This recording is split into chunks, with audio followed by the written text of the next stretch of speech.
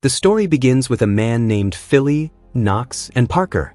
They've broken into a racetrack counting room to pull off a robbery. But behind the counting room, an employee shows up with his family. He notices these unknown vehicles parked outside. The man realizes a heist is happening inside.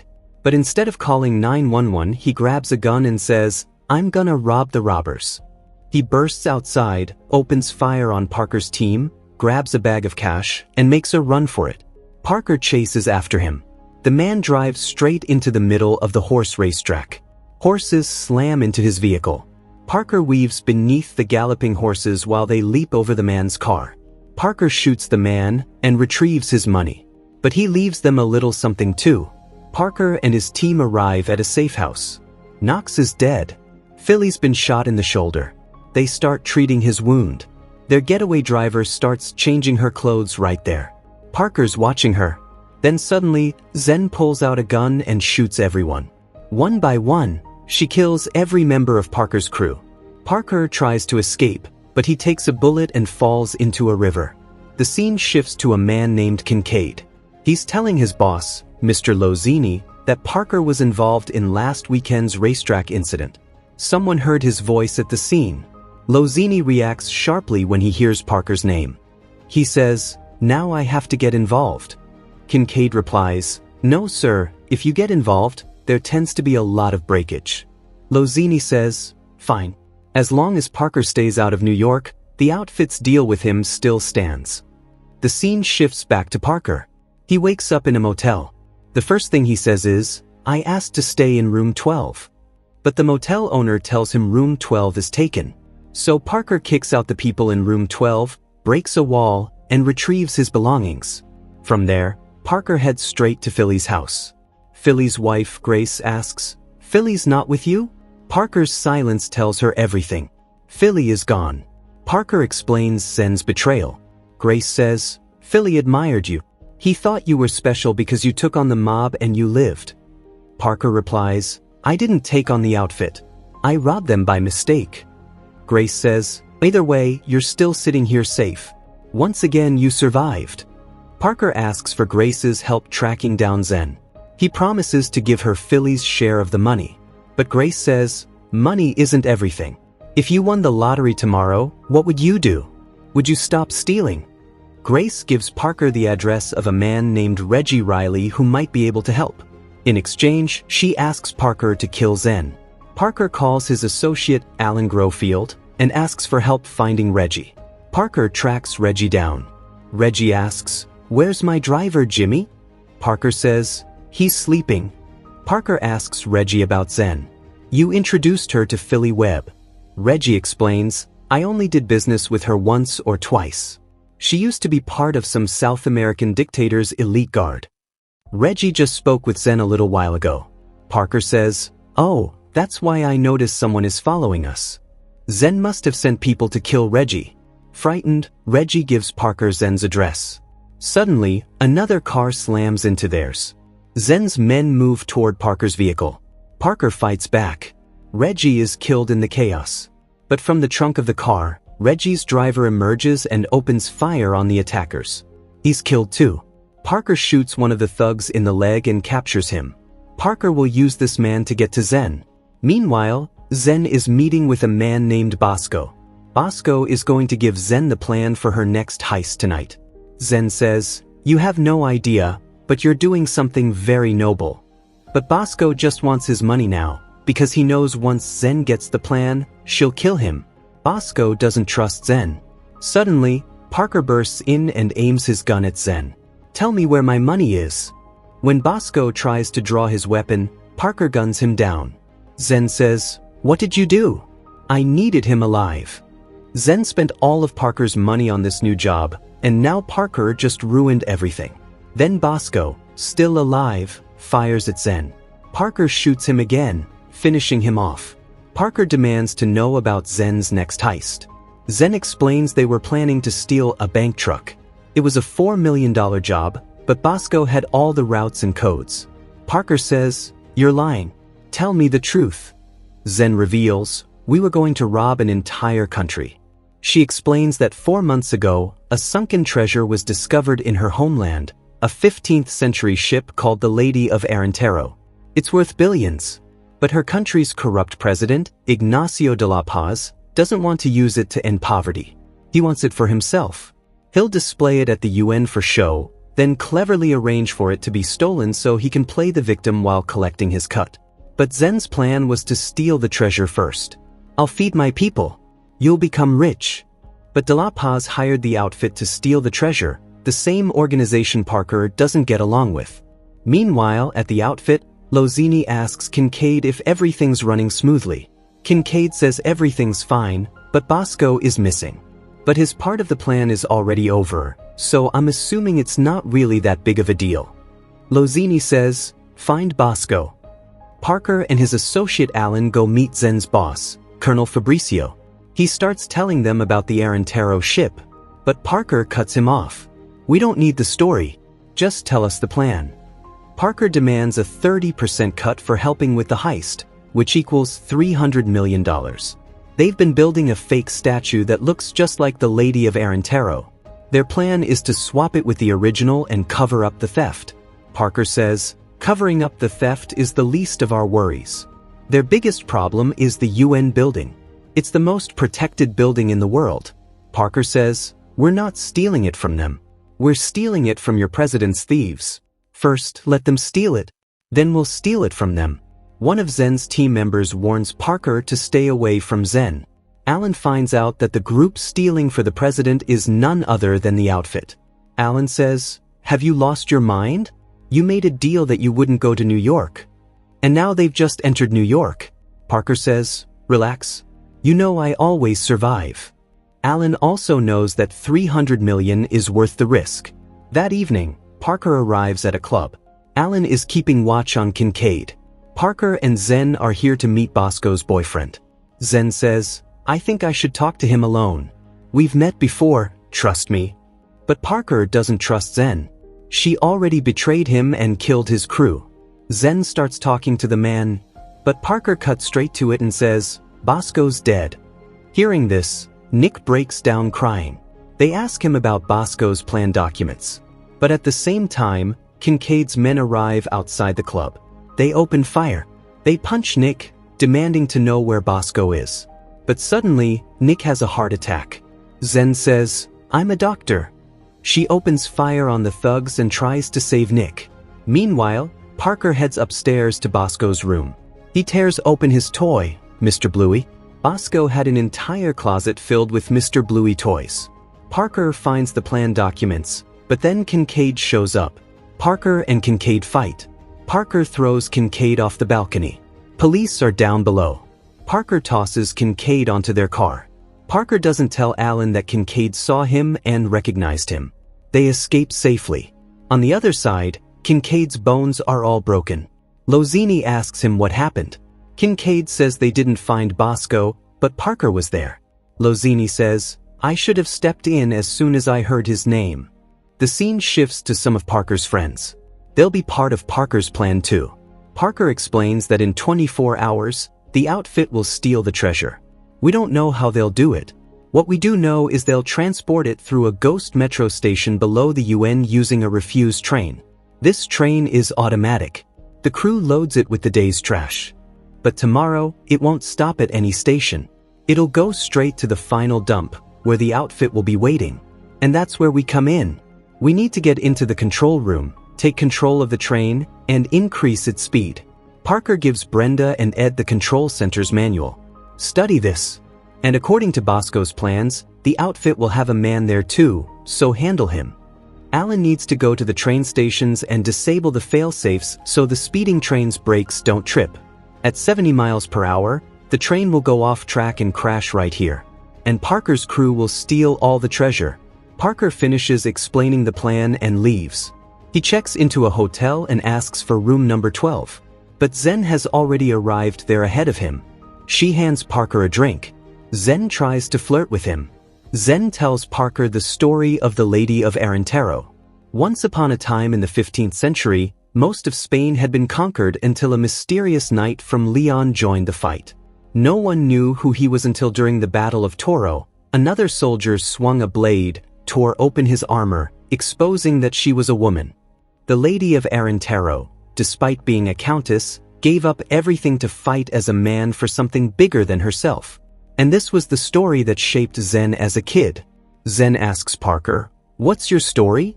Parker says, "I stole something and I got away with it. It's a simple story." Zen says, "You, me, and this job, it has to work. I can't risk you getting cold feet." But suddenly, Mateo, the man who has feelings for Zen, attacks them. He ties Parker up outside in the snow and pours buckets of water over him. "You'll die here in 30 minutes. The outfit is coming here to pick you up." Parker says, "Are you people crazy? You think the outfit will let you walk away? They know what you're doing." Mateo says, "We won't even meet them. They'll only find you here." As Mateo and his partner are leaving, a car arrives. Mateo tells his partner to go check it out. Parker yells, "Mateo, untie me. I know these people." Suddenly, he hears his partner screaming. Mateo unties Parker. Then Zen shows up from behind. She tracked Mateo's phone to get here, but even she doesn't know what those screams were about. Parker saves Mateo from the outfit's attack. Mateo says, "You saved my life." So in the very next moment, Parker uses Mateo as a human shield. Parker picks up the phone of one of the outfit's men. Lozini is calling. Lozini says, "We had a deal. You stay out of my city, and I don't kill you." Lozini says, "I let you go 3 years ago because you killed my boss, which was something good for me." Lozini threatens Parker. "I run the entire outfit and you're alone." He says, "Whatever plan you've made, forget it. I already know everything. And that's why the heist isn't happening tomorrow. It's happening now." So Parker has to change the timing of his plan. He calls his crew, but they're all partying hard, completely drunk. Alan gathers everyone up. "Come on, let's go." But no one's in any condition. Ed and Brenda change clothes and arrive at the control center. They say, "Open the door, there's a problem." Ed explains that there's a man here who changed a train's route. "Go check it out." The outfit's man pulls a gun on the control center workers. Everyone hands up. But then an employee opens the gate. Ed punches the outfit's man. Everyone starts clapping. But then Ed pulls a gun on all of them. "We're controlling this train now." He tries to operate the train according to the manual, but the control panel is completely different. One employee helps them a little. They increase the train's speed. It starts picking up gradually. They need it to hit 70 at the turn. Alan arrives to disable the failsafe switch, but his gun falls. He can't disable it with his bare hands. Alan manages to disable it just in time and barely escapes the oncoming train. The speed hits 60. Parker and Zen reach the crash site. But because the train isn't going 70, it doesn't derail at the turn. Parker says, "Don't stop the train, speed it up. There's another turn ahead." They tell Alan about the next failsafe switch. He'll have to disable that one too. Stan is driving the truck while drunk. Alan is searching for the failsafe switch when Stan hits him. He crashes his truck too. Alan regains consciousness after a while and sees the failsafe switch in front of him. Alan shoots the kill switch just in time and disables it. This time, the train's speed is much faster. It derails. But this train came down from way too high and way too fast. Zen floors her car in reverse at full speed to save herself. Alan barely survives too. They find the treasure box. But it's filled with rocks. This whole thing was Lozini's trap to catch Parker. There's a tracker in the box. Lozini's men arrive. Parker and his team fight them off, but the police show up. Parker and his team try to escape, but their car is wrecked. 2 police cars arrive. But one of the cars has Stan in it. They get away. The next morning, the incident is all over the news. Zen starts to leave, saying, "I have to go home and give my people the bad news." Parker says, "You didn't know my story, did you?" He explains, "I was 8 years old. All I'd stolen by then was a bottle of bourbon. And there were these bigger boys who were bullies. They ran deliveries for Maury, the biggest drunk in town. One day, my friend and I were playing basketball. Those guys showed up. Cal, the biggest one, said it was his court. He punched my friend hard and chased us all off. So I waited for my chance to get revenge. I noticed that every Friday, Cal would go see a girl Parker knew. He'd take her bike to do Maury's jobs. That girl cried a lot. So I broke her bike. Kel couldn't get the bike. Maury got angry. Maury beat him. And that first bottle of bourbon I stole? I made sure it ended up in Maury's car that day. Maury got drunk and broke Cal's hand. And Parker got to play basketball all summer. Now the point of this story is that Parker had a plan when he was 8 years old, and he's got a plan today. He takes Zen back and tells his team, I have an idea. But Alan gets angry. Why did you lie about the outfit not knowing you're here? You said Kincaid didn't see you at the club, but he did see you. Parker's team has given up. Alan says, the police and Lozini are all after you. How thin do you want to spread yourself, huh? But Parker's plan is, look, the treasure has probably already been sold off and split up by now. But what about that figurehead? It's definitely still intact somewhere. And it's worth no less than $500 million. We just need to find the buyer. Parker says, we'll get that information from Kincaid. Kincaid finds out someone's about to jump from the top of his building. Kincaid sends his man upstairs to check. As soon as he goes up, Parker knocks him out and tosses him down. He and Alan put on cop uniforms and break into Kincaid's apartment, saying someone jumped from the building and they need to ask some questions. They go inside and ask Kincaid, tell us, who's buying the figurehead? Kincaid says, I'll tell you, but don't throw me off the building. Parker says, I won't throw you. But knowing that Parker threw his partner off the building, Kincaid passes out from fear. So they ask his caretaker. She tells Parker the buyer is Phineas Paul, and he just posted a picture of his meal at Valentino. Parker goes straight to Phineas and asks about the Lady of Arentaro. Phineas says, do you even know who you're talking to? So Parker kills Mark Cuban, who's sitting nearby. He kidnaps Phineas at gunpoint. Phineas explains, the statue hasn't arrived yet, but I know where it's being kept. It's inside a vault. Even if you break open the vault door, the statue is in a special security cage made of tungsten carbon alloy that my company manufactures. It'll take days to cut through. That cage will only open tomorrow morning at 8 a.m. Zen pulls up their website. The figurehead is in vault number 1. Everyone leaves Phineas with Stan and heads out to steal the statue. The vault's security guards watch the CCTV cameras and see a woman jogging. A car is about to hit her, but their cameras go dark. A security guard heads outside to check. Alan traps him with his acting. Zen knocks him out from behind. Alan uses the security guard's access card to get inside. They knock out the second security guard too. Meanwhile, Stan is dancing in front of Phineas. He won't stop talking. Stan falls asleep. Phineas escapes. He stops a passing car, asks a woman for her phone, and calls Lozini. He tells him everything. Lozini gathers his men and heads to the vault. His man says, relax, no one can get into the vault. But Lozini knows Parker. Parker and Alan blast open the vault door. By then, Lozini arrives. But before they can get inside, Parker has already taken the figurehead. They chase after Parker. 2 cars come at Parker and Alan from the front. And that's when a massive chase begins. Lozini's men open fire on them. Parker gets out of the car and secures the statue tightly in the moving vehicle. He fights off Lozini's thugs. But during all this, the ropes holding the statue start coming loose. Parker falls off his vehicle. Zen arrives and saves him from Lozini's men. But the statue breaks free from Alan's pickup truck and ends up with Lozini's men. Lozini calls Phineas and says, we've got the lady, and we're delivering it now. Phineas says, opening that cage isn't even possible. But Lozini says, Parker opened it. Lozini's men arrive at Phineas's house. Phineas says, I can only pay tomorrow morning. Phineas closes his door and begins admiring the lady. Finally, we meet. But then a small piece of the figurehead falls to the floor. Phineas quickly picks it up. Looking at it, he realizes it's a fake. President de la Paz himself shows up and calls Lozini, saying, you're done. Lozini is shocked to learn the statue is fake. He realizes the real statue never left the vault. This was all Parker's plan. Parker breaks into the vault now. At 8 a.m., the cage opens automatically. They load the figurehead. But Lozini arrives there too. He realizes Parker switched the vault numbers to trick them. He changed 1 to 3 and 3 to 1. He blew open an empty vault gate, then put on a big chase to make everyone believe they were after the figurehead. But it was all a lie. It was Parker's plan. Lozini says, but it still didn't work, did it?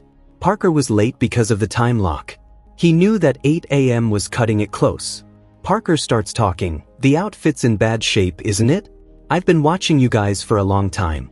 I know your business is failing. And to save the business, you took De La Paz's job, because without this job, the outfit will go bankrupt. Parker shows a bomb remote and says, I won't let you take it. Then De La Paz's men arrive from outside. Lozini is completely trapped. Parker blows up the figurehead. As he's dying, Lozini says, we could have made a deal. This was $500 million. Parker said, you said I was alone, right? Well, look, I destroyed your entire organization. Parker's team gets away. As Parker says goodbye to his team, he gives them the diamonds left from the figurehead saying, it'll at least cover your expenses. After that, Parker goes to Zen at a hotel. She's watching the news, where their president's truth has been exposed to everyone. Some of the treasure was found in one of Lozini's warehouses. Now it'll go to Zen's people. Zen thanks Parker. She invites him to come to her country. Parker says, I can't come to you. He remembers that Zen killed his friend Philly, and Parker came here to get revenge. Zen says, in the beginning, I was pretending to like you so you do our job. But somewhere along the way, the pretending became real. Parker says, me too. He kills Zen and leaves. He goes and gives Philly's wife some diamonds. This is Philly's share. And with that, our story comes to an end. Let us know in the comments how you liked this explanation. And don't forget to like the video and subscribe to the channel.